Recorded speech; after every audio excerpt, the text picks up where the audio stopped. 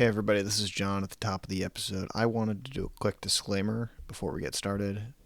The views represented here are our views and our views alone. They do not represent that of our employers. To that end, please do not try and find our employers either. Thanks.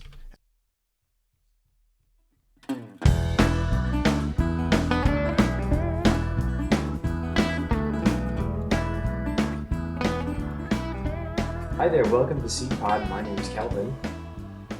Sorry, and my name's John. Sorry, I've got a cat trying to make friends with my microphone. I have the cat in my lap. Yeah. Sorry, my name's John. I'm a forester. And I'm AJ. I'm a wildlife biologist. All right, awesome. You guys listen to Seedpod, a podcast about the natural world. So today our episode is about Schneck's Wario. So we're talking about Walter Bitterlich today, an Austrian forester, an inventor, among other things. So we're going to get into all of that. But before we dig into Walter Schneck, let's talk about our invasive of the week. So our invasive of the week, we're going to kind of we're going to go away from plants today, and we're going to get into mammals. Our invasive of the week is the Himalayan tar, Hydranticans gemellacus. Yep, nailed that. Yep. Do you guys know what Himalayan tar are? I'll be honest, I thought it was a fish until you said mammal. Because I thought tar is a type of fish, right? I know it's an Gar. That's a gar. Yeah, you're thinking gar. Yeah. I know it's like some kind of, I don't know. I don't know if it's not a cervid, is it? But it's Nope. It's some type of hoofed mammal. Yep. I had no idea that it's invasive anywhere, so this will be interesting. Yeah. So the Himalayan tar, it's like a goat. Okay. It's an even-toed ungulate native to the Himalayas. So we're talking Nepal, India, Bhutan, that area. It is listed as it's listed as nearly threatened. So it is a T&E species in its home range. The Himalayan tar is an interesting example of, a species that in its home range is not doing well. It's pressured by habitat loss as well as hunting and then climate change. So this is a high alpine goat-like animal. So it's actually its scientific name. Hemitargus means half. That's hemi. And then targos means goat. So it means half goat. It looks like a goat. Not really a true goat. So it's threatened in its home range due to climate change, human expansion, and illegal harvest and overharvest. But it is an invasive species in a couple of different places. So it's invasive in Argentina, New Zealand, South Africa, and the United States. Quick guess as to how it got to these places. I mean, introduction for hunting, probably. Exactly. That's the classic. Exactly. The classic. Where in the United States? Because I've never heard of it even. So it's got to be the Rockies. So it can be found at Hearst Castle. There was a population introduced. I can't tell if that population is still extant. But William Randolph Hearst, friend of the pod, cut it loose out there. He is also responsible for feral hogs and wild boar in California. Our buddy William Randolph Hearst. Oh, great. And then we have populations in New Mexico and Tejas in Texas.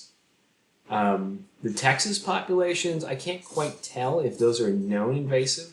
They're definitely on a couple of ranches for hunting, but I can't quite tell if they're invasive in Texas. I would guess, though, there are probably a few that have gotten out, just due to the nature of high fence ranches. Yeah. Something's going to get out eventually. I mean, we know that nilgai have gotten out from high fence ranches. Like Texas has got I think a dozen species at least of non-native mammals that have gotten out in established populations. So I'm pretty comfortable throwing tar down. Yeah. Makes sense. So it's I mean, as you guys can imagine, like this is a mammal that lives kind of up on the roof of the world. It lives like near and above the timberline in the Himalayas, so it is adapted for really extreme conditions, which is why it does really well anywhere you drop it, basically. Yeah. Yeah, I mean, we were talking about that invasive funnel a couple episodes back. That's one of those really good things of just it has survived at the roof of the world. It can survive anywhere at this point. I know that they're only half goat, but I'm just gonna assume that they at least have that goat-like characteristic of being able to digest damn near anything. Oh yeah. Yep. And then they can, because they live near the root of the world, it's like basically a desert up there, so they're really efficient, with when it comes to water, and they're just super, hardy critters. And they can basically, like you said, AJ, they can basically eat anything they find. Great digestive system, and they're really able to just get anywhere too. Because kind of like mountain goats and rock and bighorn sheep, like this thing is going to get anywhere. Sweet. It's got to get anywhere it wants to go. So the control method for Himalayan tar, largely Shoot it. aerial gunning. Yep. Yeah. There is also, you can also poison them. It kind of works-ish. The problem with tar is they're a little bit, because they're so broad, their diet is so broad that it's not super easy to poison them. It's not like when they poison wolves, which is you put out, bears, like wolves and bears, you put out meat and they come to and eat it. Also, the poison that you have to use in them, sodium fluoroacetate, pretty deadly to lots of things in the environment. So, and it bioaccumulates. So, Yeah, it's not great. Nope. Yeah, it's not great. We don't like that in our poisons. No. Yeah, not great. So it's kind of off the table.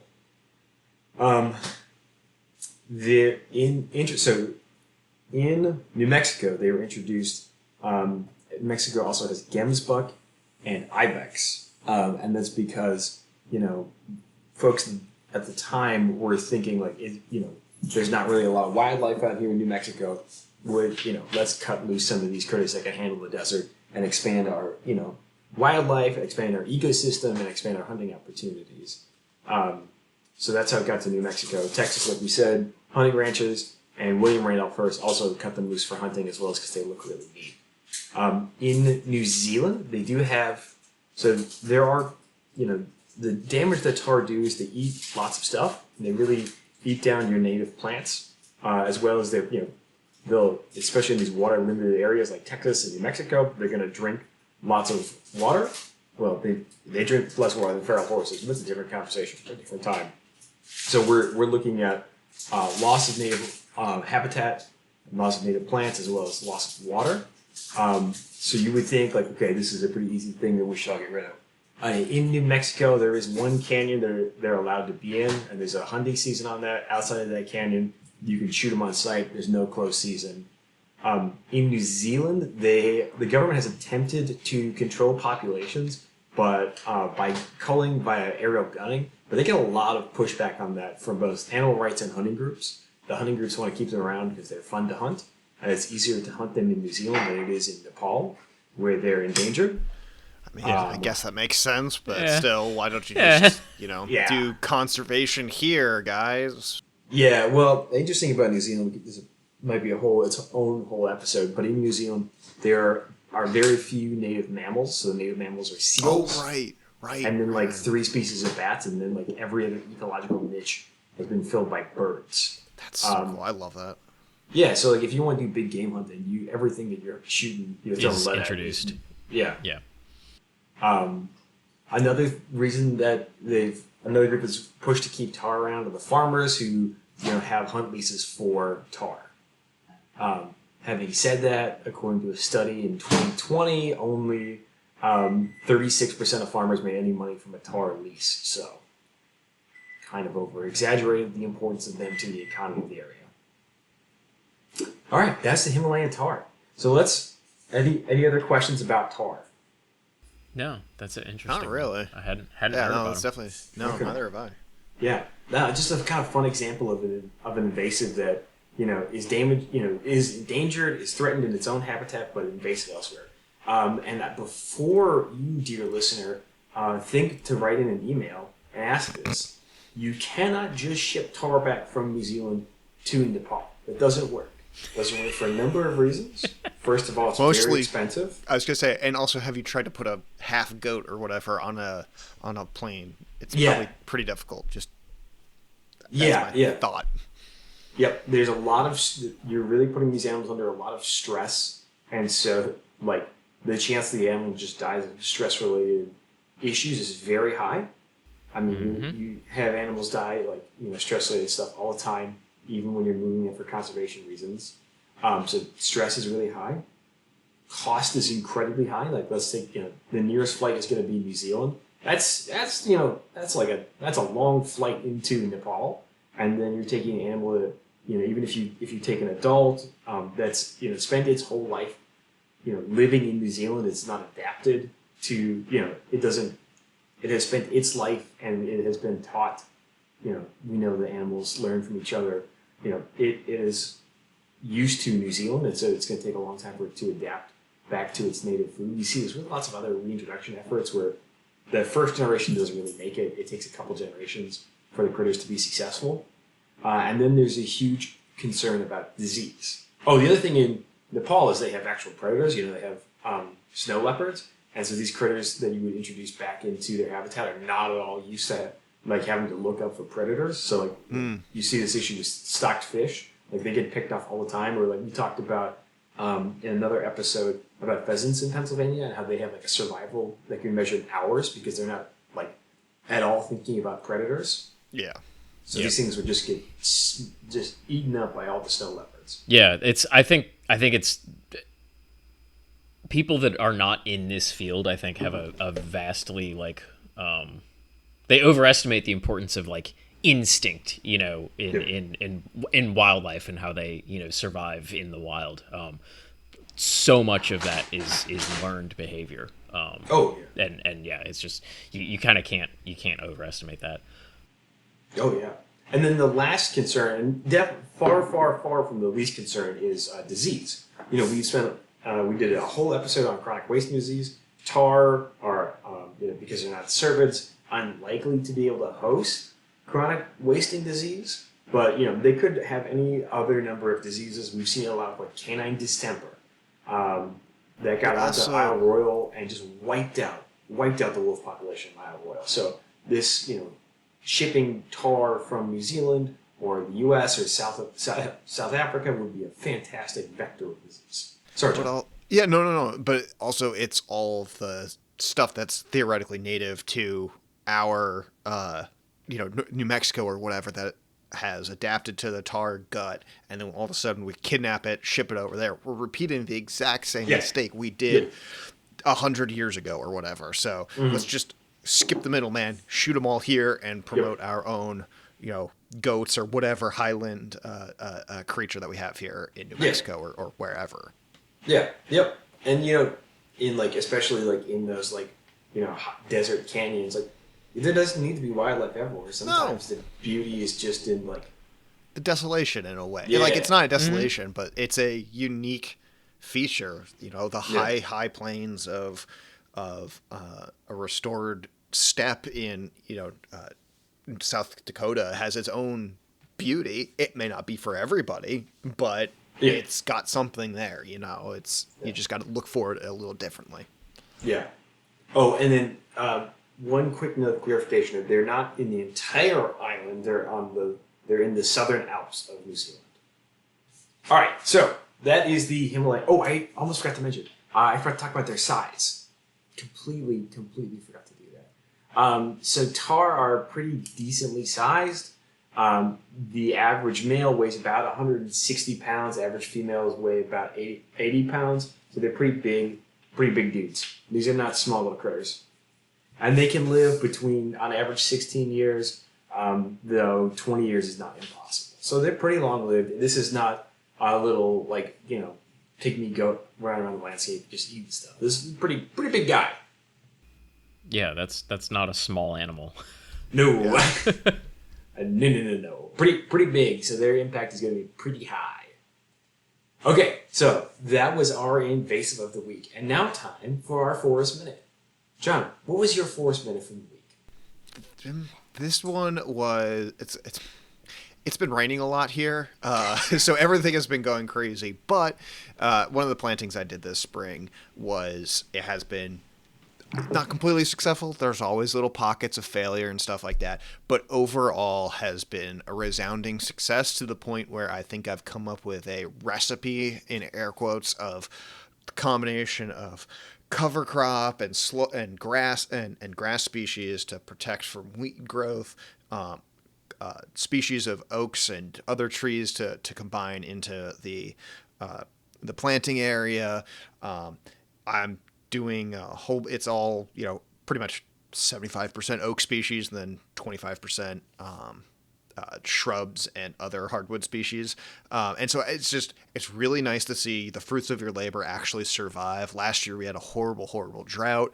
And while this year it's also hot, everyone has enough moisture. So that moisture difference is a little bit better. So it's just really nice to see everything growing well and not getting overwhelmed by too many weeds and all that stuff. And it's just nice to see your work survive, season to season. Love it. Excellent. That's awesome. AJ. All right, AJ, what's your forest moment? So mine is from last weekend, I guess.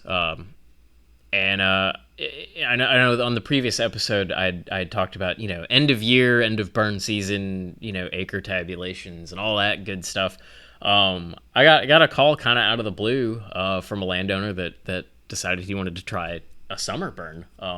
Nice. And we could only swing it. We kind of squeezed it in on the the edges of the burn window and stuff, and so we knocked that out on Saturday, and it went really well. It burned really well. It was really cool to do one on private land, with a member of the public, basically.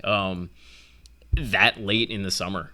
That's not something that you see very often. And yeah, also found Kogan grass on the property and got to tell him about that. So now he gets to take care of that, which that could be a different invasive of the week that we talk about sometime.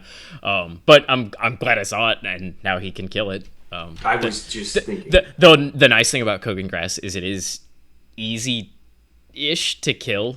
It's real susceptible to glyphosate. So yeah. Hell yeah, baby. Take the wins. So I was going to ask you how. I think we may actually have this too. So how how rare is it to do a summer burn broadly in your area? On private land, extremely rare. Okay.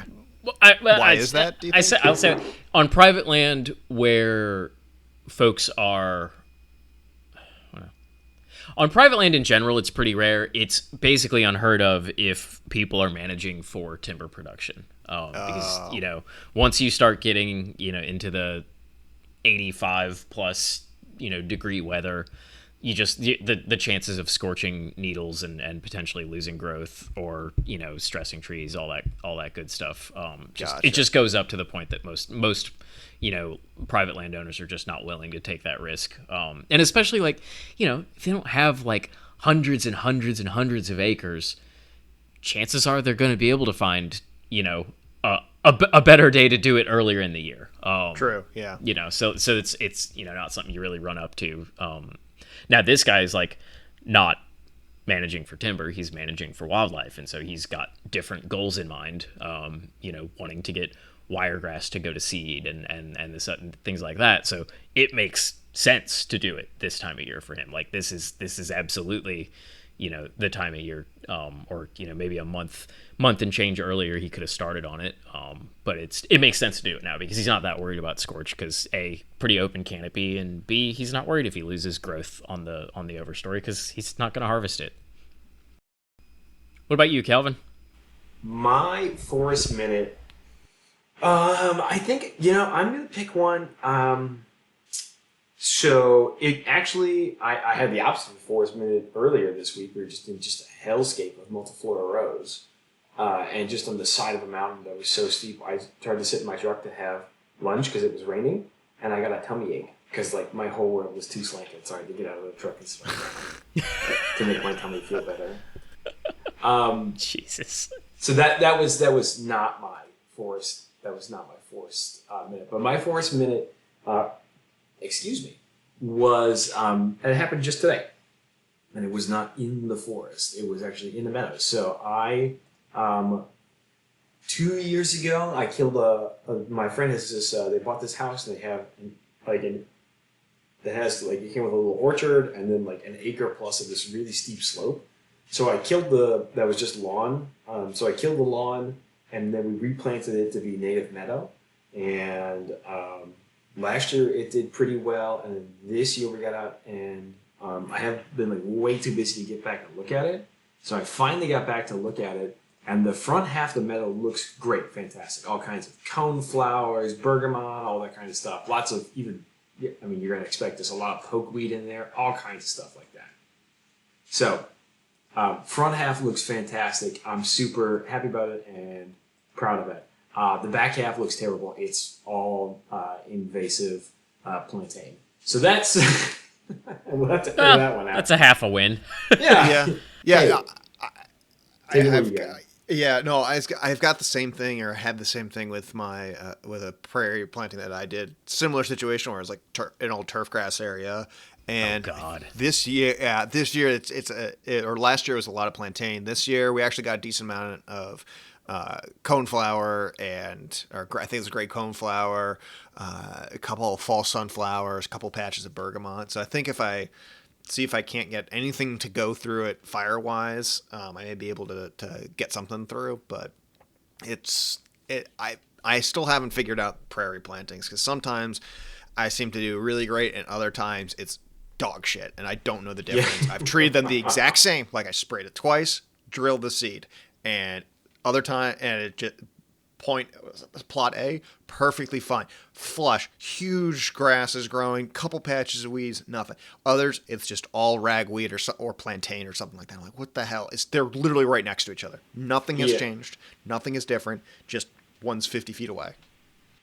Yeah, I think it came in because I got some free hay from a local farm, and I think it came in on the farm. Also, we're right across from a park, and like the outfield of this park has a lot of plantain, so I think that's where it came from. But hey, half of it's a win, so you take that. You take the win when you can. Mm-hmm. I'll figure the rest out later. I'm gonna go back through. I'm gonna call Harrison on, see what they want to do, and I'll probably go back through the glyphosate stuff. Yep, just go back and hose it down again. Yep. Try it again. Hey, glyphosate is pretty freaking cheap, so I can hit it again. For now. Yeah. For now. Yeah, well, that's true. Okay, that's true. Okay, all right. So that has been our Forest Minute. Yay! Oh, actually, this is, we can cut this, but I just want to, because I went floating yesterday, which was a lot of fun, down one of the little rivers here, and I found a tree that like perplexed me, because I was like, what the fuck is this thing? Because it's one of those pine trees that I forget about all the fucking time until I see it, and then I think about it. No. Pine. Spruce pine. It was fucking spruce pine. You knew it. Because I was just like looking at this thing, I'm like, what the fuck is this pine tree? It looks so goddamn weird. Like, yes. Yeah, spruce pine. I fucking love it. It's such a goofy ass tree. Yes. No. I've run into one spruce pine. I had the same exact thought.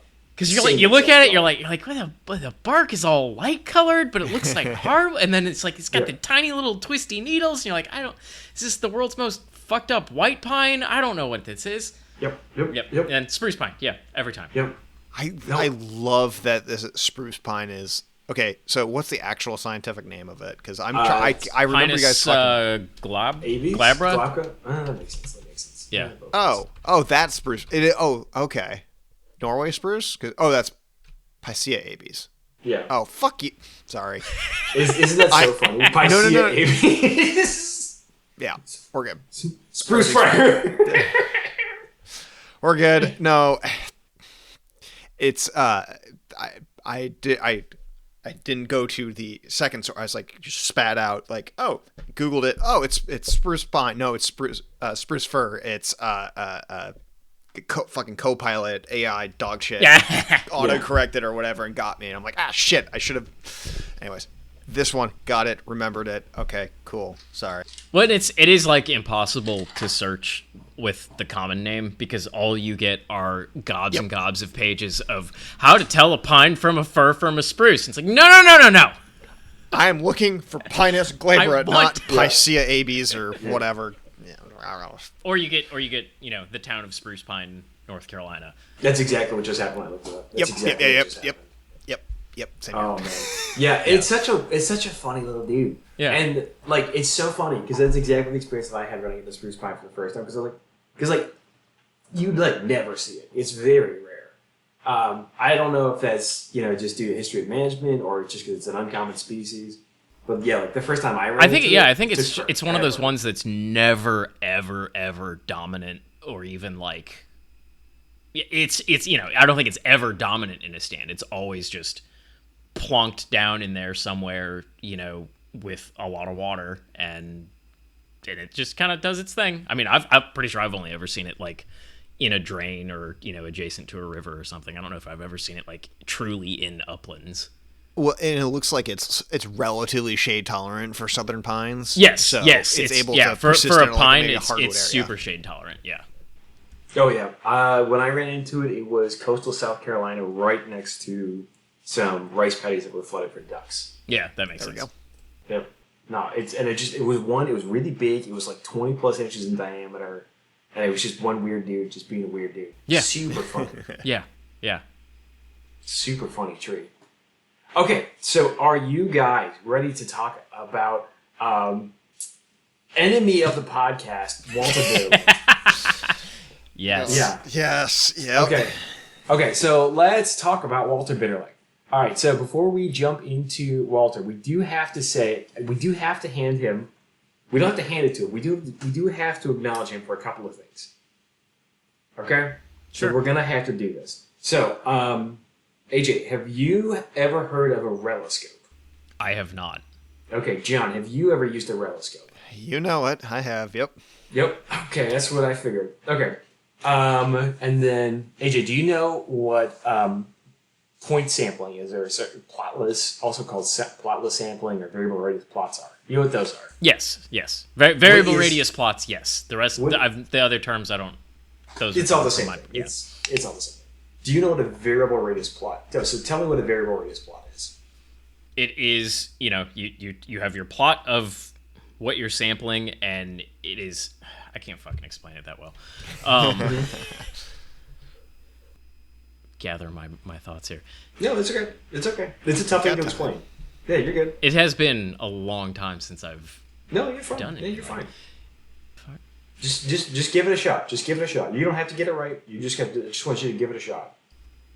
So you're. Yeah. No, I don't know. I remember the term. I don't remember it. Okay, John. Tell me Yeah, about lay it on. variable So- radius plot. Yeah. So basically, it's a statistical methodology that each tree present occupies a certain amount of volume in the stand, and it's representative of that. God damn it! buddy. See?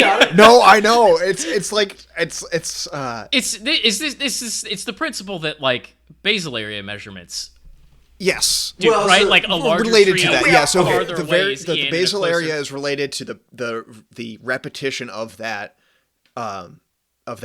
individual throughout the rest of the stand. Is that something like that?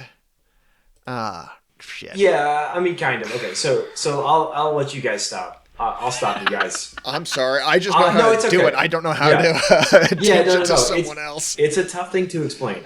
Trust me. I do it. I I was gonna say it's proportion. I thought it was proportion.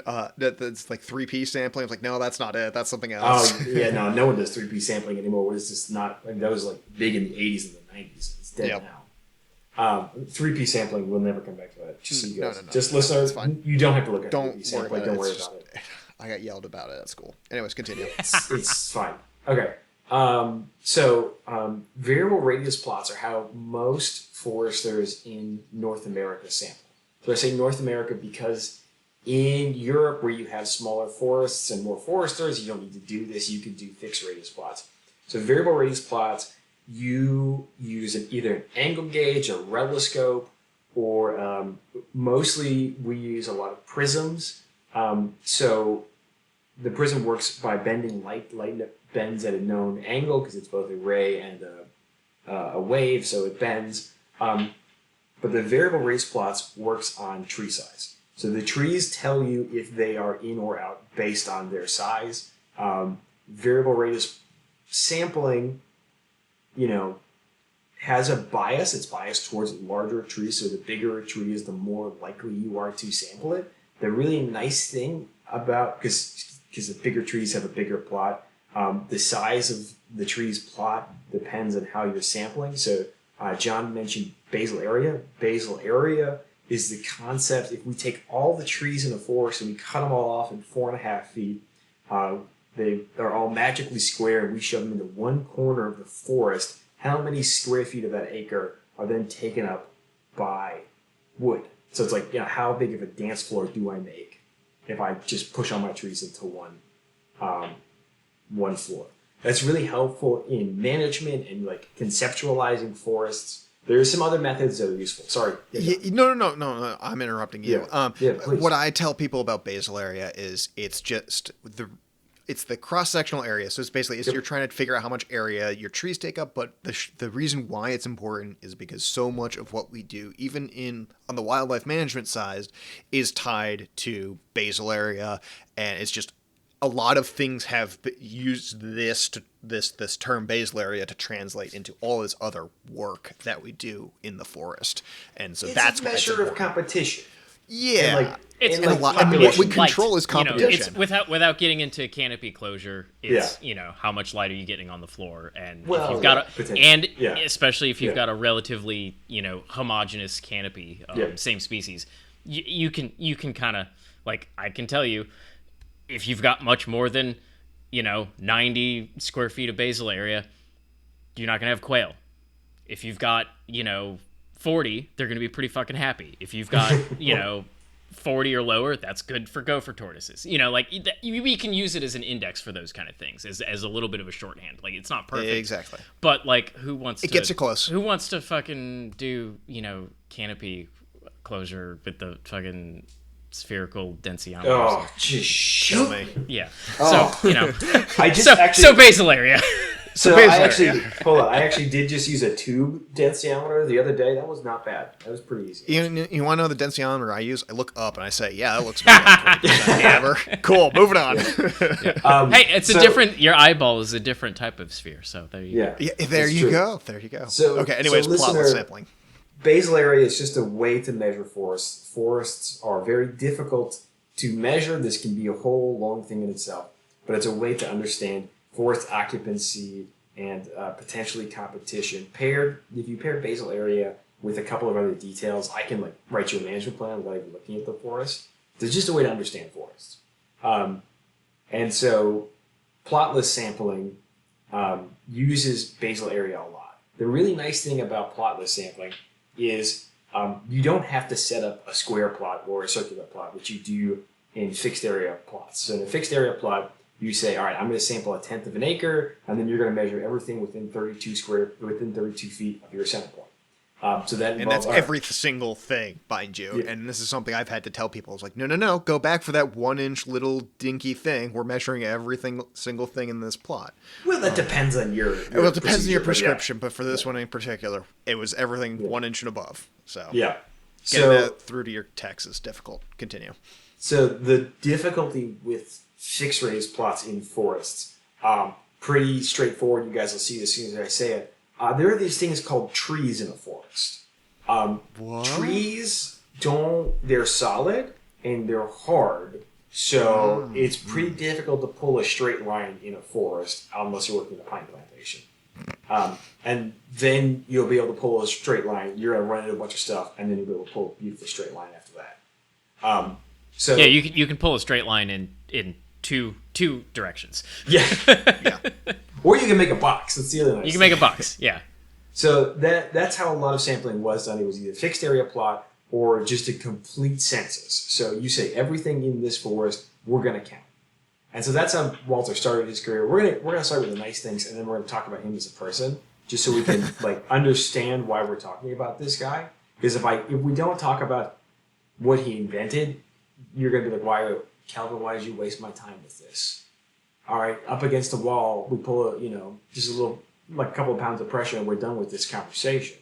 That joke will become a lot more clear to you guys in a few seconds. In a mere 30 minutes, you're going to be like, was variable radius plots worth it? To which I have no answer. Yeah, maybe. So variable radius. So censusing is how a lot of European forestry is still done today, especially because you have 4 foresters who run 2,000 acres. So they have time to count every tree. When it I comes, will say for super high value trees and small areas, I'm thinking Iowa walnut markets. yeah, oh yeah, That it gets paid to do that. Where oh yeah. I've got $20 a board foot, I can spend the time and measure every single tree. Oh, I And fucking kill for that. oh, it's great. I love it. It makes forestry work in Iowa occasionally. Yeah. So when you have from an inventory from a forest inventory and understanding the forest perspective, it is better to count every tree and to look at everything. From a realistic perspective, especially in North America where we have large forests and few foresters and we have a bunch of other stuff to do, it's impossible to count every tree. So we need a fast but accurate way to measure these forests. And so that's why most North American foresters today use variable radius sampling, unless you're doing research, in which case you do fixed radius plots, because they're a more accurate, more representative slice of the forest, where variable radius plots are not the most accurate. They're accurate enough for management purposes and timber purposes. We say accurate enough for management purposes because, trees die every day, and there's variability across acres, so I don't need everything to be perfect when I'm writing a management plan. And also, if I write a plan, I say, all right, we're going to take out 300 oaks, and we're going to take out 120 oaks per acre. We're going to thin it down to this basal area. I have to understand that, in the process of doing forestry, stuff happens. Maybe a tree snaps off and takes out another tree. I'm like, that's just the nature of doing business. All right, what are we going to do here? It's the nature of working. It's a rounding error. It's nature. It's chaotic. Yeah. Yeah. So there is a little bit of difference. If you wanted to be perfectly statistically accurate, you would use more fixed area plots, or you would do complete complete census. Variable radius plots do not work on small tracts of land because your plots get too close to each other. You start double counting trees, and that really throws things off. So, really useful for inventory in large forests with large and mature trees. That's the long part. Does that make sense? Yeah. Okay, fantastic. I think so, yeah. So I guess here's my question: is how? Say you've got 50 acres. Yeah. Is that too small for Nope, variable? do it. Nope. Okay. Smallest. So I don't do variable radius plots on stands under 4 acres. Okay. Yeah. Everything else you can do variable radius plot on. That makes sense, because maybe even right in the middle of a 4-acre stand, I'm just thinking of using a prism. You're probably looking beyond the edge of the stand in a lot of it. And depending on the maturity of the trees, you're pulling in trees, or in the size of the different size prism sampling that you can use. You can pull in stuff from pretty darn far away. Yeah, so that makes sense. Plays that a makes part. sense. There is a forest that I work on not infrequently, that when I'm training new foresters on, I take them there, and there's a 49-inch black oak. And basically, no matter where you are in this little 3.5-acre stand, you're gonna pick up the black oak because it's so big. Okay, well, now according to my census date or my variable radius plots, I have 17 49-inch black oaks, but I know there's only one. So that could be a problem. Yeah. Okay. Okay, but now we're getting way into forest measurements and biometrics. And I'm not doing that shit. You can't pay. Yeah, I was hoping to avoid getting far into it, but all of this is to say, variable radius plots and plotless sampling, very important. The angle gauge is a less than common use tool now. About 1 in 10 foresters have to use it. People who work in the woods have to use it because it doesn't. So back up. So Walter Bitterlich he invents the angle gauge. Today, most foresters use prisms. They bend light at a known angle. And it's really fun and cool. It just offsets the tree. If the tree remains within the stem, you measure it. If it's out, you don't measure it. When Walter invents this system, he uses an angle gauge. He's basing his work on some previous work from Eastern Europe. And so he comes up with the angle gauge. The angle gauge is still used. It works for people who have astigmatism and who can't use prisms. But prisms are funner and easier, in my opinion. Wait, prism doesn't work if you have astigmatism? Yeah, there's about like 1 in 10 or 1 in 30 people who can't use a prism. That's interesting. I had no idea that was a thing. Yeah. That's okay. Cool. So that's one thing that he comes up with is this whole sampling, whole branch of forest sampling. Super important. Super important. The other thing that he invents is the reloscope. So AJ, you have not run into the reloscope. John, tell me about a reloscope. So so I have a love-hate relationship with them. So reloscope, everyone does. yeah. So I've linked it so you know at least what to look at, AJ in the Discord chat, and it's basically it takes that measurement that angle gauge measurement. It's got an internal one in there that you can use to select which tree, how that angle gauge, basically that internal angle gauge. So like you don't need to have 30 of them attached to your kit.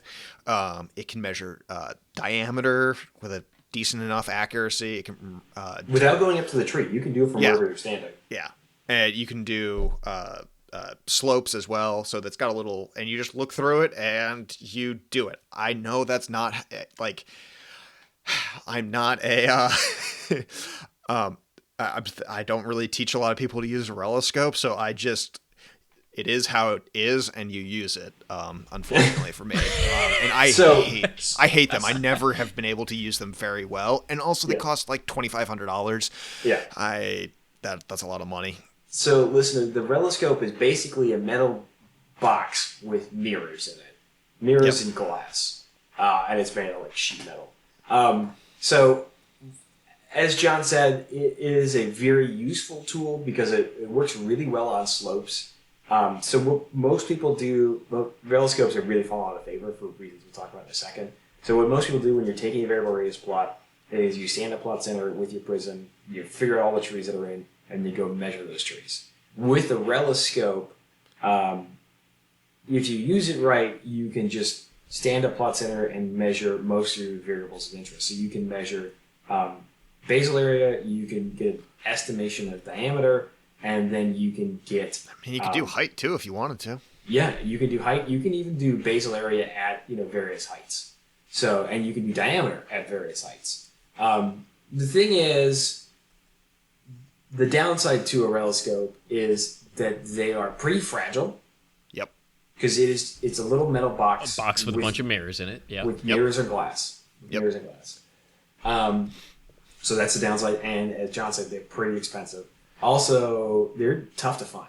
They're not making too many more of them. I'm sure that they make them. They just it's a couple every. I'm looking at forestrysuppliers.com right now, and they're $2,500, $2,600 each, depending on what you're doing.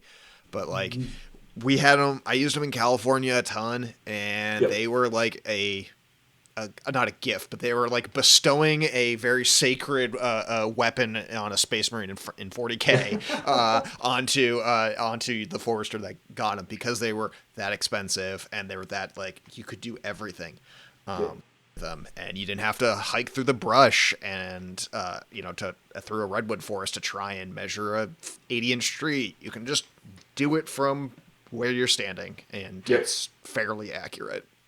Yeah, no, it's really nice. Another downside to them is they don't work. You can only work during full daylight. If you have like smoke, so like fog problems, or you have like low light conditions, they don't work super great because you got to be able to see well. So that is a downside to them, because you're just bending light, you're just doing light stuff with it. So really, really useful tool. Like John said, you get to not do a lot of walking, which honestly is what most foresters spend their life trying to do. Because the job is to walk everywhere, and so most foresters are inherently lazy, and they're like, what if I didn't have to walk there? I mean, I do a lot of walking. If I can limit the amount of walking I'm doing, then that's a win. I can do more of my job. I can do more of a different part of my job, yes. Yeah. So it's a helpful tool. It's super helpful. The other thing, like John mentioned, is this works very well on slopes. So taking basal area and using a prism on a slope requires adjustments. That are made either with a level or by hand. Most people do it by hand, and technically you're supposed to use a level. In the reloscope, you don't need to do that. It does all the stuff. Yeah, it's what the tool is for. It does that for you. So Calvin, quick question for you: do you guys cruise with a reloscope? Absolutely not. No. Okay. I was just curious. No, I know a guy who has one in his office, and that's just like mostly as like a piece of forest history. Yep. A little office trophy, a little office. Literally, yeah. I survived using this. Now I'm gonna go take my 80 prisms out and just do it that way because they're a sixth of the price, a fifth of the price. Yeah, and they don't weigh anything. I don't know. I've never actually used a big reloscope. I think those can be pretty heavy, right? I've never used a big one either. Just the hand ones they're fine.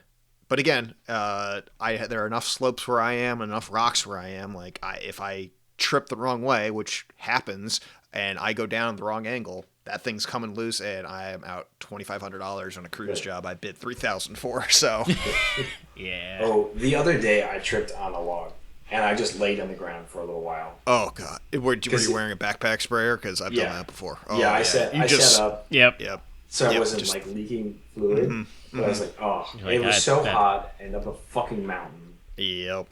Yeah, you're just thinking about your life decisions that got you there. Yeah, I was not happy. Nope. Every part of my jeans had been sweat through. It was a bad fall. I didn't enjoy that.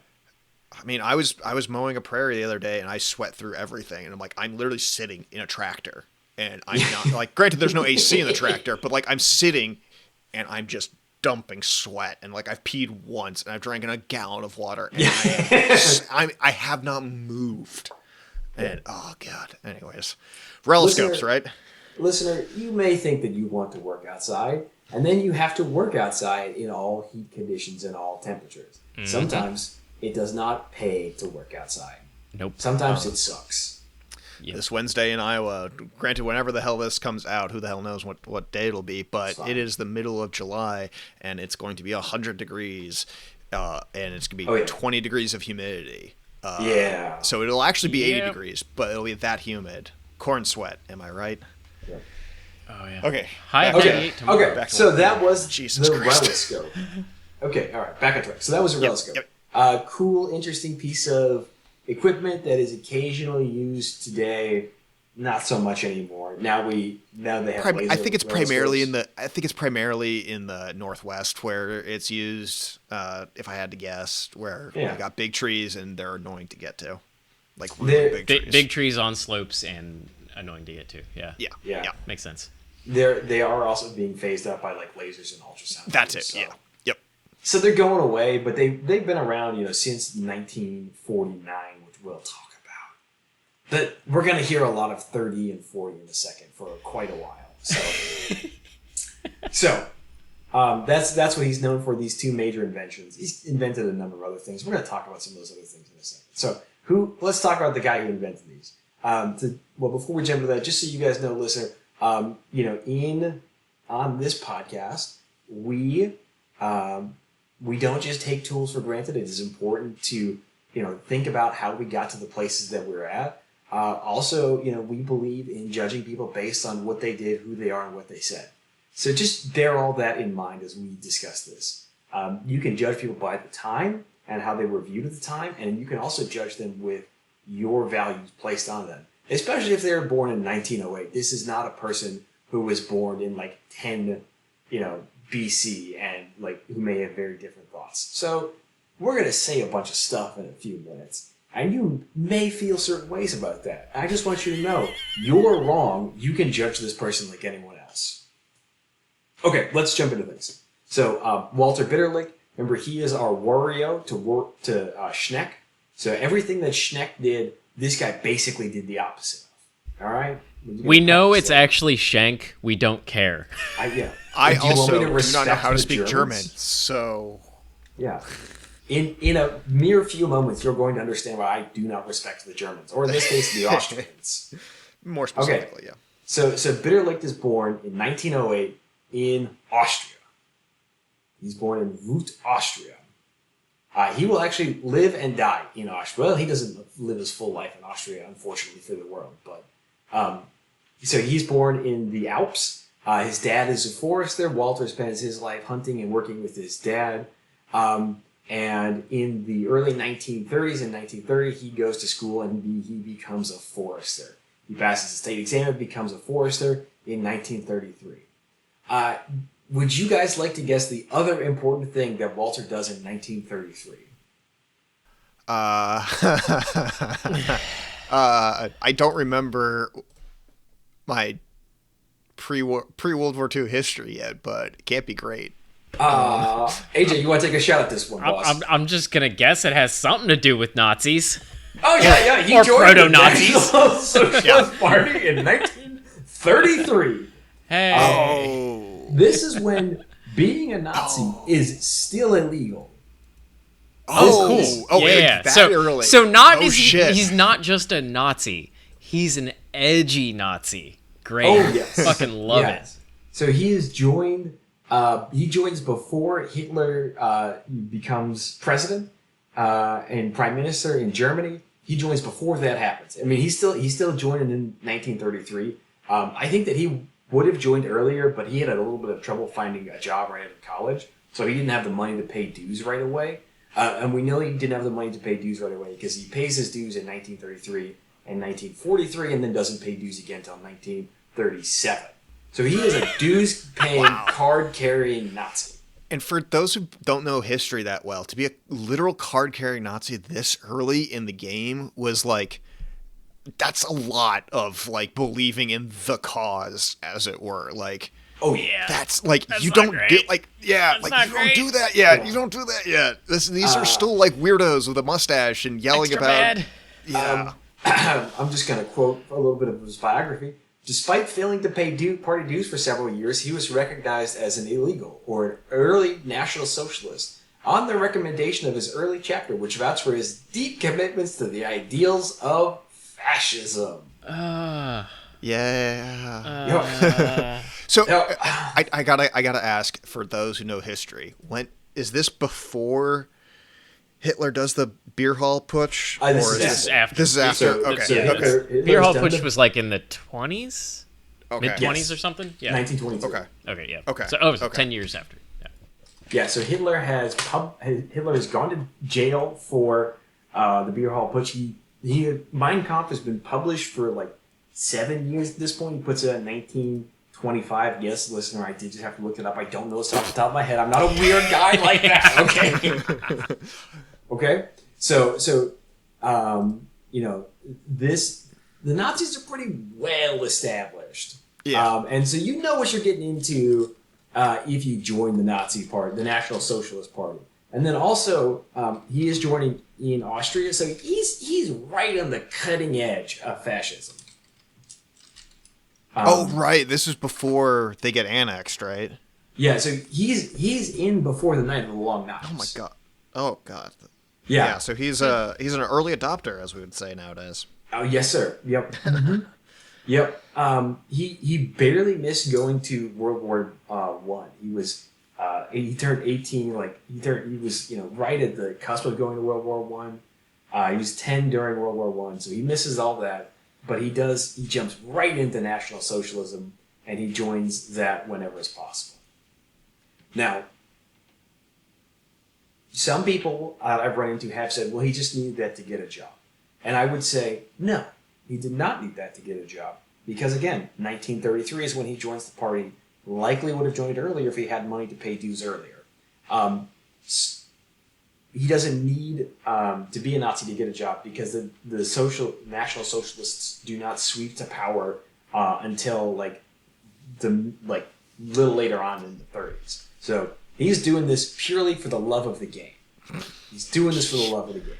I will also say that the Forest Service, the Austrian Forest Service, did have a real Nazi problem. Roughly 3/4 of shit. the Nazis, or the Forest Service, were National Socialists, and that was in 1937. Good God. Yeah, so a bit of a Nazi problem in the Austrian Forest Service. Just a little bit. Yeah. Okay, so he joins the party. He's in the party. In 1937, he becomes a forester in his native district where his dad had been a forester for 30 years. So he's in it. He's doing all the forestry stuff. He's being a forester. In 1942, he gets drafted, and he serves in the war. He gets drafted, obviously for the Nazis, and he fights in the war. Now, do you guys know what was going on in 1942 that our enemy of the podcast may have been involved in? There's a couple of big things. Just take some shots. What happened in 1942? I mean, that would have been Eastern Front starting to Yep. ramp up real big. Yep. I guess. What do we know about the Eastern Front? What happened on the Eastern Front here? It was a real fun time for everyone involved. Uh-huh. Yeah, no war crimes were ever committed. Listener, if you don't know history, tons of war crimes were committed. He did a lot. He was involved in a lot of war crimes. Yeah. Yeah, like if that's 1942, then like we're just going. America's just going through, all of Western Russia, just pogroming people and doing all sorts of heinous shit that I don't have the brain space to understand. And I listen to a different podcast to understand all of that terrible shit. So, what are some big things that may have happened in the Eastern Front in the early 1940s? Stalingrad was. Okay, he misses Stalingrad. He misses that one. Oh, he missed that one? Oh, Okay. thank God. Okay, yeah. Give me some other things that could have happened. I don't actually know that much about the early He Barbarossa stuff. All I know marches is that on Moscow. He marches does. on Moscow. Okay, so he Okay, gets so we all the get way there. Moscow. Okay. We doesn't get all the way to Moscow here. Let me read you some quotes from an interview with Walter Bill. So this is Walter himself. So we don't need to pretend that this is somebody else reading something. Yeah, let the man speak for himself. Yeah. Let's see what he was excited about.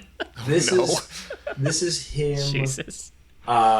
This is why he joined. This is why he joined up. So he said, quote Walter. These are his own words. I worked morning until late in the evening, and in spite of our 4 children within 3 years, I had no time for family. Finally, I had a scrape with one of my supervisors in forestry. I was getting nervous from being so overworked and having so many duties. I said, "Let me go to war. I think I could do my job better in the war. Let me be a soldier." So I came home in January 1942, and I went to join the soldiers. My youngest daughter was 2 months old. We had 4 children. So he didn't need to. Like you said, he was drafted, but he didn't need to. At No, this point, they weren't volunteered. that desperate. They weren't that desperate for people yet. Stalingrad hadn't ground everyone to pulp yet, but he didn't need to go to war yet. He had young kids. He had a job. He had a 2-month-old. He had 2-month-old. He could say, I need to stay here for a little bit. And he said, no, wait, hang on a second. I need to get shot at by Russians. That'll solve all my problems. I will not be busy. Jesus Christ. So the foresters at the time were, they were important workers because they supplied wood to the war. Wood, which is, kind of what most of the society, a lot of the society was built on. So he didn't have to go to war at all. Yeah, he was a what was the term? Essential service worker, essentially. Yeah. No, absolutely no reason for him to go. Operation Barbarossa had been ongoing. Barbarossa. Had been ongoing for a year, so he knew exactly what he was signing up for. There was no surprise at what was happening in 1942 in the Wehrmacht. He kind of knew exactly what he was signing up for. So he was like, "Oh, work is hard. Oh, well, what if I join the military? Oh, also, it's the German military in 1942. We are out here doing war crimes." Okay, so he signs up. He's also a true believer, if he signed up that early, so he knows all about that horrible growing space nonsense that Hitler was talking about, and the reason I'm sure quotes why he wanted to they wanted to do that. So yeah, I'm sure that he had seen some of the esoteric stuff. So he signs up. He signs up as a soldier after. He will eventually be promoted up into officer and leadership positions, as most guys ended up being if you survived at all, because everyone else got killed. So he signs up and he is in the rockets. So he's in the Durchwaffe. To quote Bitterlich again, we did not, but we shoot not just smoke. We shot a lot of shrapnel. We helped to support the infantry. Yep. So his first taste of combat, he is outside of Webesk. He's in a short fight near, I can't even say this, RSHJ Rishu, which is not far from Moscow. So that's how close he is to getting up next to Moscow. He's pretty close to Moscow. His first taste of action is fighting guerrillas outside of Smolensk. Now, do you guys know what happened to guerrillas? The Soviet guerrillas? Firing squad. Yeah, no way. Yeah. They didn't take no way. Yeah, neither there are no side took prisoners, prisoners. yeah. Summary execution. Yeah. So you see, he was involved with that. So again, to quote from Walter, so he's been in Russia for a year. So he was in the middle of the. Oh man, this is just an impossible word to say. Here, shoot me. Shoot me the thing I'm on gonna put it in Discord this Zoom chat. or Zoom chat. Yeah. Yeah. This is an impossible one. You can't have words like this. This is why I don't respect German. This might be Polish or Russian.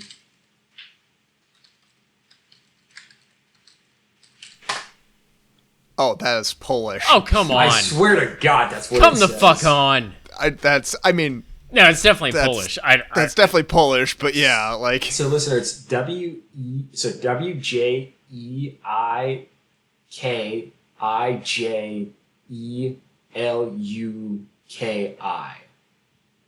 I don't know. He's somewhere in Poland, in the middle of the Russian front. Oh no, that's Finland. No, sorry, I'm Finnish? looking at maps now. Sorry. Okay, so he moves there under support. They're going to support the second occupation of Krakow. Oh, Krakow, spelled the wrong way with the CH. So the second occupation of Krakow. That's not really good if you're a not war crime enjoyer. That's not a place you want to be. Any guess as to what kind of unit he is supporting in the second occupation of Krakow as a rocket man? Guess it. Oh, it has to be like one of the ghetto clearing ones or something like that, right? It's the SS! SS! Oh, Jesus Christ. Oh my God. To quote wonderful. Walter, the SS troopers, stormtroopers, were the best. We were backing them up. Oh, fuck. From the 1st of March it began, and on the 14th of March we reached Krakow. This was the most troublesome time. We had no sleep. Oh. What we wanted to eat, we had to shoot, and during the night we moved from part and would shoot, so the Russians would think that there were more Germans than there were. God damn. Yeah, So, okay, war yeah. crimes. It's like, okay, yeah, you're on the Eastern Front during World War II. Yeah, you probably did war crimes. Okay, I'm not excusing it. Good Lord, I'm not doing that. But, like, okay, he wasn't, like, the war crime division. Oh, wait, no, you are in the war crime division. Okay, never mind. Like, Jesus Christ. Yeah, so he was in the second. He was definitely involved in some bad stuff in Krakow, and once again, these are quotes directly from the man. So this is not anyway taking him out of context. This is an interview that he did in like 2003. This interview was conducted, and you'll notice in the 2000s, he says the SS were the very best. So. Yeah. No qualms about anything that he's done so far. Okay, time goes on. So then in July of 1943, guess what our boy Walter is involved in? 1943. July. What was going on? Big event. Actually, there's a recent battle that just wrapped up like 6 months ago. Hang on. Is it still on the Eastern Front or something? Yep. Oh yeah. Oh, okay. You're gonna get this one. Was it It's gonna be no Warsaw or problem. something like that? Nope, Kursk. Oh. Oh. July Hey. of 1943. He's in the Battle of Kursk. Holy This shit. fucking guy. Yeah, so he made again to quote him, yes, then in July of 1943, we had to make a big attack against Kursk, but we were surrounded by the Russians. And now I had the good luck to be wounded on the neck. And this was the only reason to come out of this mess. His interviewer, so you received a wound from what, shrapnel or a bomb or what? From a tank, yes. I was in a car with munitions and it burned immediately. I could jump out, and I jumped out at the last moment. All of the people I thought I was, and of all the people, I thought I was burnt because I came out and I went with the infantry a few hours later. I came back to my people, and they say they are astonished that I am still alive. And if so, and they are astonished that I am still alive. And so I said, if anyone could be, this is poor translation. So So he should have been dead, but he wasn't dead. So he makes it out. He actually gets an Iron Cross for this. Holy shit. Oh yeah, this will not be his first. So he survives the encirclement. He gets that only because he is wounded. He takes a little bit of time off. He goes to officer training school in 1943.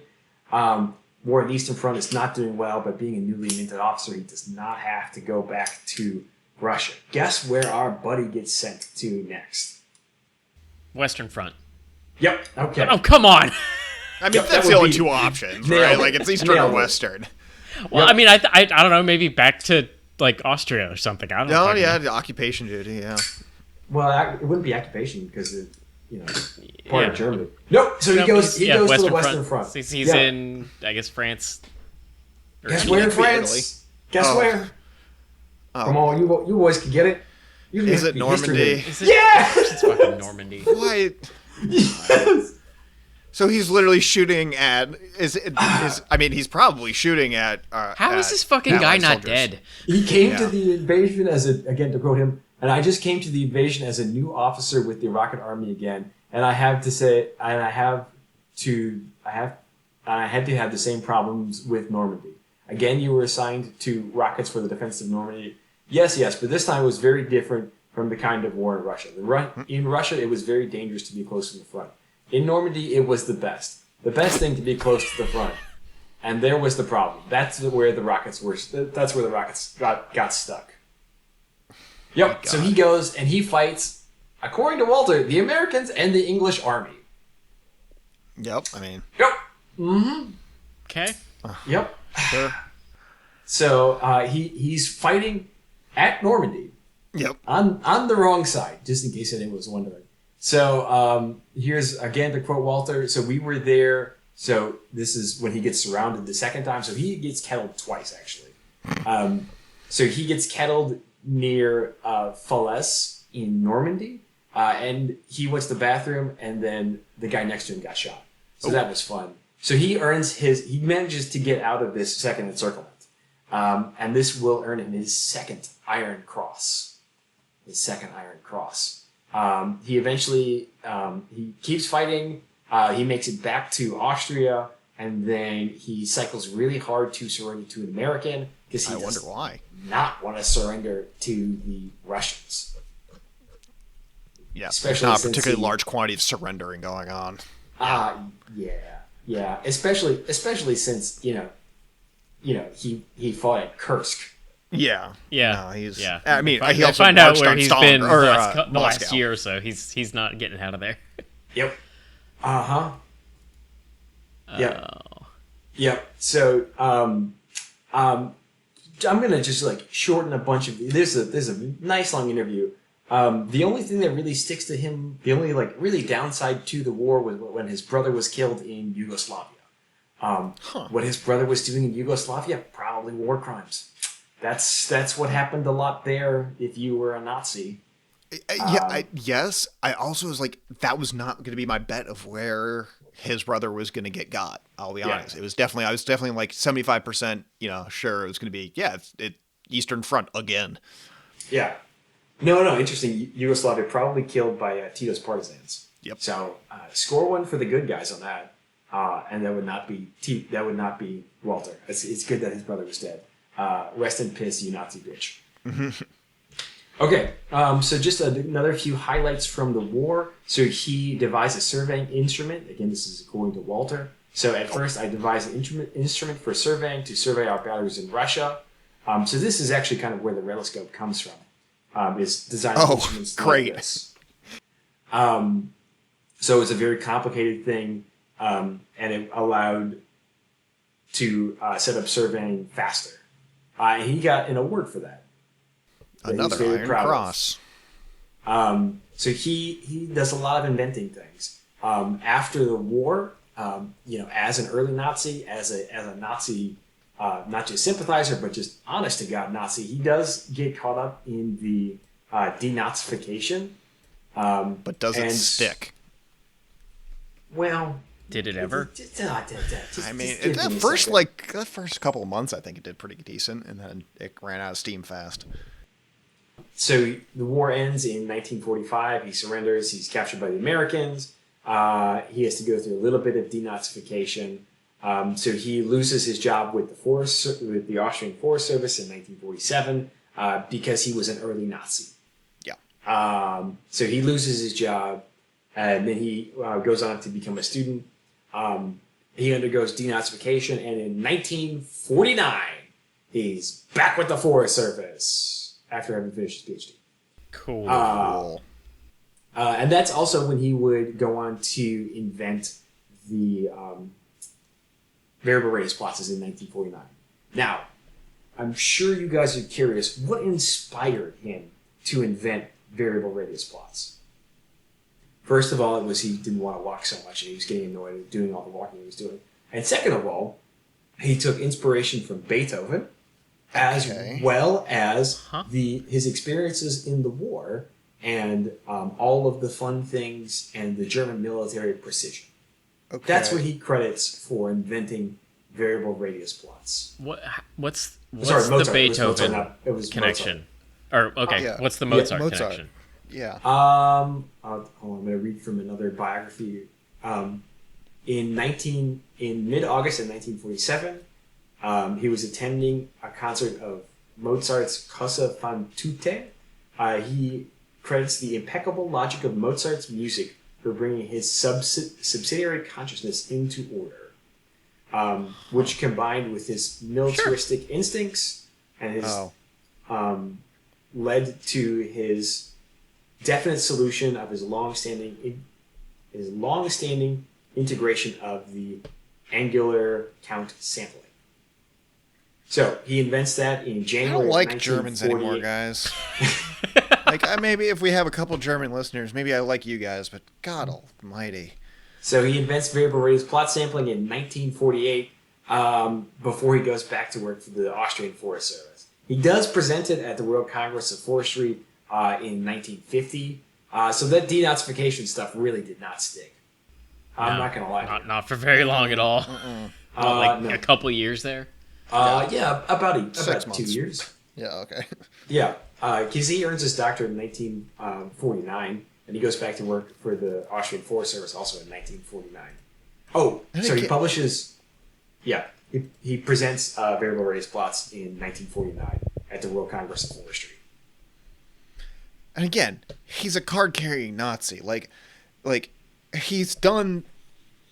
He wasn't ordering the genocide, but also he was definitely he was definitely carrying it out, and definitely early supporters of all of this shit, we'll say. Also, John, I'm going to disagree with you. He became an officer in the Wehrmacht. He was actively taking orders. No. And he claims to have invented a tool for better sighting of rockets. Yeah, so, no, that's fair. Yeah, no, he was. Yeah, he's about as active a participant as I definitely was saying he's active. He wasn't the a high level person, but again, like you said, he was an officer. He could say no at some point, or he could have just chosen to stay home with his child and his four kids. His four kids, and just not done it until 1945, and everything just falling apart. Could have stayed home and continued to count trees, and it would have been fine. Turns out, you don't have to be a Nazi. It's really difficult. All you have to do is say, "Yeah, actually, I like trees better," and not be a Nazi. And our previous guy Schneck didn't have these problems. No one Schneck was the archetype. He had a very similar cycle of life as to Hitler. They both fought in the war. They both got wounded, and they both felt dejected afterwards. The fact that they lost. One of them decided to go count trees and focus on hey, this Autobahn thing is really ripping up our forest. We should not do that. And then the other one became a Nazi. You see, God, sorry, it's so frustrating. This is why obviously, This is why he Schneck's Wario. Yeah, no, that's good. Yep. The episode title. Yep, Schneck's Wario. I like it. Yep. Now, so he would, so he develops and then publishes and gets world renowned in forestry for developing variable radius plots in 1949. Again, he's 5 years out from having surrendered as an avowed Nazi, and And who doesn't apologize at all. Oh, you no, know? no. Like, No, like you're reading quotes from him in 2000 and whatever, and yeah, no, this is an interview with the guy. Yeah, he never apologizes for being a Nazi. That's never, it never comes up. He does not feel bad about anything that he was involved in during the war. His war experiences would go on to shape his views of forestry. So another thing that we'll get into a little bit. We're not going to discuss it too much because it's not that relevant. So he also develops a guide and style of forest management, which is very, we've discussed in the past, how German forestry can be very numbers driven. So you get Bitterlich forestry, which is very plantation and planting heavy. And so this style really relies on planting a lot of Norway spruce, or they call it spruce. That turned out great. Spruce. No, that turned out great though. Yeah. So like planting really heavy and in really tight rows and really maintaining intensive rotations for production. This style of forestry is still popular in Europe. It is still called Bitterlich forestry after Walter. It is having a lot of issues with climate change. Yeah. Hey, turns out planting monocultures of one species that is broadly focused on one specific area is not a good idea. And also, when everything is, what's the term, internationalized or whatever, like very well connected, bugs get passed around really easily, and having one plantation that's one species does not like have a lot of flex, in the system, and so you get spruce budworm outbreak. I think it's what they're dealing with, or spruce beetle. And yeah, there's no forest left. Well, there is forest left, but it's not happy. Yeah. So this, but who can really be surprised that a Nazi is really into single species plantings? That has a whole other dimension. Yeah, is that really a surprise? It's not, but yeah. And he was really into economics, and doesn't really he never really comes around to wildlife, though he does when he starts helping some foresters in Switzerland, does get into managing forests for avalanche prevention. So that's about the next best you're going to get of old Walty Boy. Couple of awards that he's won. He won the Gold Medal of Rute, which is where he's from. Cross of Honor of Science and Arts, that was awarded in 1983. Gold Insignia of the Land from Salzburg, again in the 1980s. So he's an honorary member of the Society of American Foresters, which was awarded in 1971.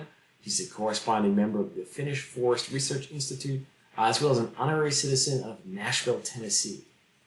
Why? Yeah. Also, he's got 2 Iron Crosses. Yeah, I was going to say, and you forgot 2 that he got.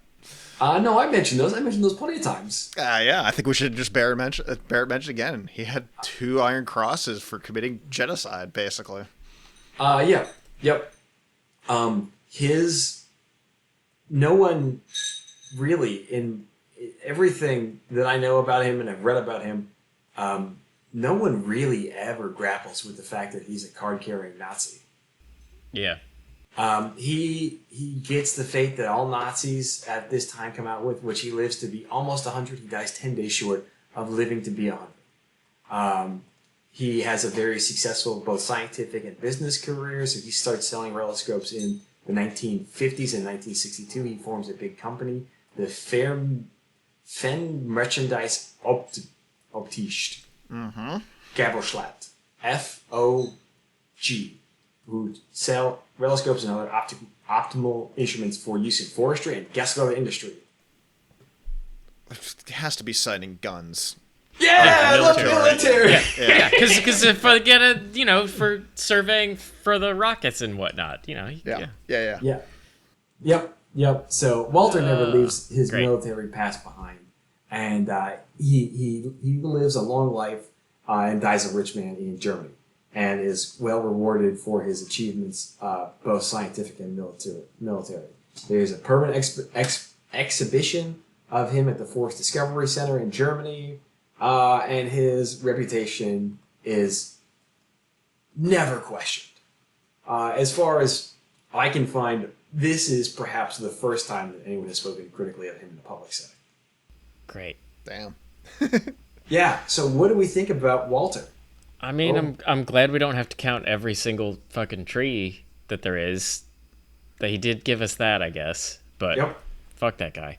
Seriously, yeah, fuck that guy. He made my life easier, but goddamn, like, is it worth the cost? Yeah, and the answer is no. Especially because, like, let's be honest, somebody would have come up with, you know, prisms and variable radius sampling without him too. It's not like we needed him to get to where we are now. I think, yeah, like much like all the rocketry and stuff like that, von Braun came up with, like, other people at the same time were probably dancing around it, and it just had to be the goddamn Nazis, but the goddamn Nazis kind of put it all together for whatever reason. I really don't know. And yeah, I just really wish we didn't have to measure plots with, like, and this is a legacy of sighting rockets on the Eastern Front that had a non-zero chance of carrying out genocide against broadly Eastern Europe.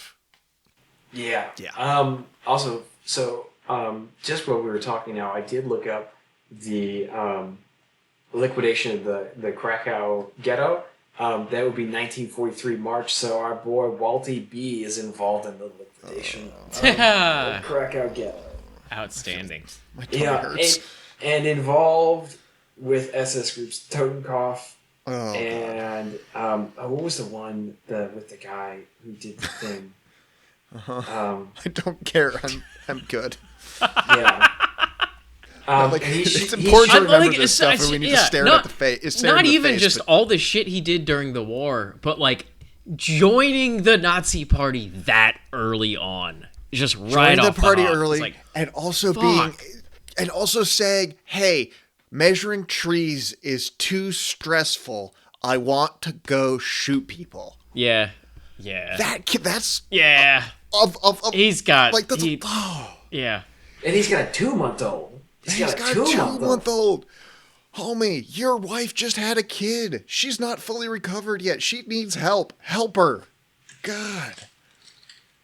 Yeah. Mm-hmm. God. And then he goes off and he fights in Moscow, and he fights at Kursk. He is wounded at Kursk and has the option. He has the opportunity to walk away from it all. I'm sure, like, he could have taken an L there. And then he goes to Normandy, fights at Normandy, and has a good time. Again, remember, from all the interviews that I read to you guys, he does not regret any of this. He has no problem with what he did there. Oh, God. Nope. He seemed to have a good time, and he credits, in his later work and his later writings, credits his time in the military as, helping to make him the forester that he is. So. Oh, God. Yeah, that's nice. Don't like that. Nope. Shot rockets into the Krakow ghetto. So, amongst other things that he probably shot at people who did not deserve it. Had a fun time fighting Russian guerrillas. There was no prisoners taken. I almost forgot about the fact that he was dealing with guerrilla attacks. And by dealing with, you mean committing heinous war crimes. Execution. Yeah, pit burials, probably torture. Yeah, things like this. Yep. So I can walk. I don't have to walk as much between fucking trees while measuring them. Yep. And so I don't, I love forestry. It's, what I dedicated my life to. I do think that as a profession, we really need to have a much broader discussion about Walter, and probably other people too that we don't know about or haven't thought that much about. Oh, for sure, yeah. We at least need to acknowledge, like, hey, he invented some stuff that's important. He was a card-carrying Nazi who did genocide, like actively took part in it and like commanded stuff. So that's what I would like everyone to take away from this. All right, guys, how are we feeling about Walter B, enemy of the podcast, Walter Bitterlich? What's your favorite bird? What's your favorite bird, guys? I need a favorite bird fact. Been digging on cedar waxwings recently. Okay. I mean, mine's always going to come back to brown skuas. They're just so fun and cool. Mm-hmm. That's a good one. They're like seagulls, but what if a seagull was also a hawk? Oh, a shrike. That's another great one. Yeah, I was going to say, someone was mentioning shrikes earlier, and I was like, yeah, those are cool. I'm a sucker for a red-winged blackbird. I know they're classic. they're common birds, but like I like how angry they are, like about people being in their territory and how they have no fear about humans. You know, as long as you're not driving a truck, you know, they'll try to get you. Oh yeah. So That's That classic. the wrens are like that for me too, especially like the Carolina wrens. Like they're just so angry. yeah, I love it. I love them. Anyways, yeah, that's how I'm feeling, Calvin. Yeah. I mean, denazification worked for about 2 years while he was a student. That's about all that. That's the upside to that. And he does complain about denazification, how that hurt him. Oh, poor baby. Poor guy. I know. Yeah, right? Poor guy. I bet those people you killed in the Krakow ghetto had similar feelings about how they did not like this. Nope. He only went on to be rich and famous and lived to be almost 100. Yeah. Yep. Okay, that's Ben Walter Bitterlich. So, in our next episode, we will be talking to Tom from Lions Led by Donkeys about the about the World War of Argentine ants. Oh shit. Okay. Cool. Sweet. So Nice. that will be our next episode. Tune in to hear Tom and to learn about the just again insane war that's happening in the world around us by Argentine ants. The more you know. Okay. Love it. See everybody later. Okay, Bye. bye. See you next time.